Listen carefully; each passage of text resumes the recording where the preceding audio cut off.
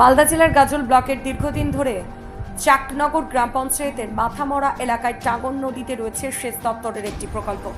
প্রায় বছর 13 আগে বসানো হয় রিভার পাম্প। এই পাম্পের মাধ্যমে সংশ্লিষ্ট এলাকায় প্রায় 250 একর জমিতে জলসেচ দেওয়া হতো, কিন্তু বেশ কয়েক বছর ধরে বিকল হয়েছিল পাম্পটি।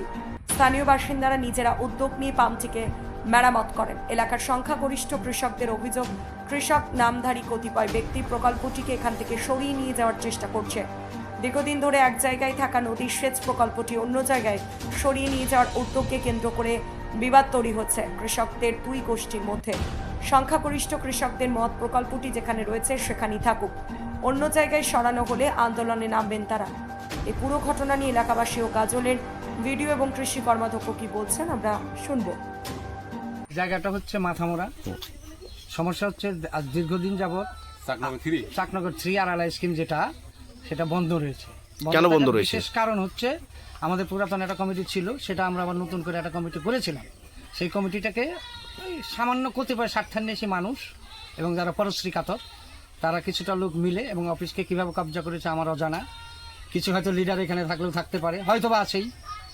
এবং তারা যৌথ উদ্যোগ নিয়ে একটা আমাদের মিথ্যাভাবে ডেকে নিয়ে গেল বিডিও অফিসে। সেখানে আমরা ছিলাম 90%, এরা ছিল, বিরোধীরা ছিল 10%। তথাপিও আমাদের মতের বিরুদ্ধে একটা কমিটি তৈরি করে দিল, যে কমিটিতে যাদের নাম এসছে, সেক্রেটারি, সভাপতি, কেশিয়ার, এদের অদ্যাবধি এই স্কিমে কোনোদিন আওতাভুক্ত ছিলও না, আর ওদের নামে কোনো সম্পত্তিও মাঠে নেই। কি করে এটা হতে পারে, এটা সার্কুলারটা আমার জানা নেই। আমি অনেকবার অফিসারদের জিজ্ঞেস করেছিলাম, আমি কোনো সদুত্তর পাইনি। এই ব্যাপারে আমি অনেক লেখালেখি করেছি, বিডিও সাহেবকে দিয়েছি, সভাপতি সাহেবকে দিয়েছি, তারপরে দিয়েছি এসডিও সাহেবকে দিয়েছি, তার প্রত্যেকটা কপি আমার কাছে আছে, এবং এক্সিকিউটিভ ইঞ্জিনিয়ারকে দিয়েছি, ইঞ্জিনিয়ারকে দিয়েছি, অ্যাসিস্ট্যান্ট ইঞ্জিনিয়ারকে দিয়েছি।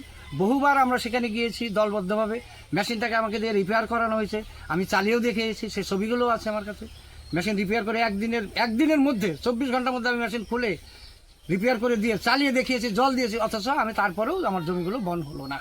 ঠিক আছে, আপনি ইঞ্জিনটা সারুন, মেশিন সেরে জল নিন, চালিয়ে দেখিয়েছি, তথাপিও আমি জল পাইনি এবং কোনোরকম ফ্যাসিলিটি পাই। একটা নতুন কমিটি হচ্ছে গায়েব জোরে, তাদের গাফিলতি আছে, আর হচ্ছে অফিস, দুটো দায়ী। এরা দুটো পক্ষই দায়ী। আমাদের কোনো অধিকারও দিচ্ছে না, আমরা করতেও পারছি না। আমার এখানে জমি আমার 2 থেকে 2.5 একর। 2 থেকে 2.5 একর? হ্যাঁ, আমার বাবার একার নামে আছে 13 একর। এখন কি চাইছেন আপনারা? আমরা সবাই মিলে চাইছি, মেশিন যেহেতু এখানে দীর্ঘদিন আছে, মেশিন এখান থেকে রিপেয়ার হবে, এখানেই চলবে, এবং আমরা গ্রামে বসে কৃষকদের নিয়ে যে কমিটি গঠন করেছি, সেই কমিটিটাই বহাল থাকবে। যদি প্রয়োজন বোধ করে আমার অফিস বা আধিকারিকরা, যে আমরা গ্রামে বসে পুনরায় কৃষকদের ডেকে আমরা নতুন নিয়ে করলে নতুন, যদি বলে পুরাতন নিয়ে করলে পুরাতন নিয়েও করবো, নতুন নিয়ে করলে নতুন নিয়ে করবো, আমাদের কোনো অভিযোগ নেই। কিন্তু একতরফাভাবে ওই 2, 4, 5টা লোকের জন্য আমাদের এই 600 লোকের ক্ষতি আমরা করতে দেবো না। আচ্ছা, আপনার নাম? আমার নাম সুভাষচন্দ্র বৈরাগী, গ্রাম মাথামরা। অভিযোগটা আমার কাছে এসছে সাম্প্রতিককালে। আমি বিষয়টা অনুসন্ধানের জন্য দিয়েছি। আমার কাছে পুরো রিপোর্ট আসার পর এটা আরএলআই দপ্তরে পাঠাবো, এবং তাদেরকেও রিকোয়েস্ট করেছি তাদের তরফ থেকে একটা এনকোয়ারি করতে। এটা এনকোয়ারি করার পর যেটা ঊর্ধ্বতন কর্তৃপক্ষকে সমস্তটাই পাঠাবো, যেটা নির্দেশ আসবে এবং যেটা এলাকাবাসীর জন্য সবচেয়ে ফিজিবল হবে সেইভাবেই ব্যবস্থা করা হবে। পরিদর্শনে গিয়েছিলাম, এলাকার জনগণ ছিলেন। এলাকার জনগণকে আমরা বলেছি যে আপনারা বসে 15 দিনের মধ্যে সেটা শুরু হওয়ার একটা ব্যবস্থা করবেন, আর আপনারা যদি না করতে পারেন কৃষকরা সকলে মিলে, তাহলে আমরা আমাদের প্রশাসনিকভাবে যেই সিদ্ধান্ত নেওয়া সেটাই আমরা নেব। এর মধ্যে কিছু লোক লাগিয়ে দিচ্ছে, অন্য কিছু ব্যাপার নাই। ওখানে কৃষকরা সকলে মিলেমিশে চাইছে যে একটা ঠিক স্তর জায়গাতেই হোক। আমরা তাদের চিন্তা ভাবনার মধ্যেই আছি। ওনারা কি চিন্তা ভাবনা করে বলবেন, কি রিপোর্ট দিচ্ছেন আমাদের, তার উপর দিকে আমরা তাকিয়ে আছি।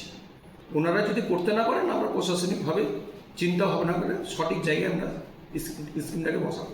আচ্ছা, আপনার নাম? আপনি কি পদে? আমার নাম মহবুল আলম। কি পদে আছেন আপনি? কৃষি সেচ ও সমবায় সমিতি স্থায়ী সমিতির কর্মাধ্যক্ষ।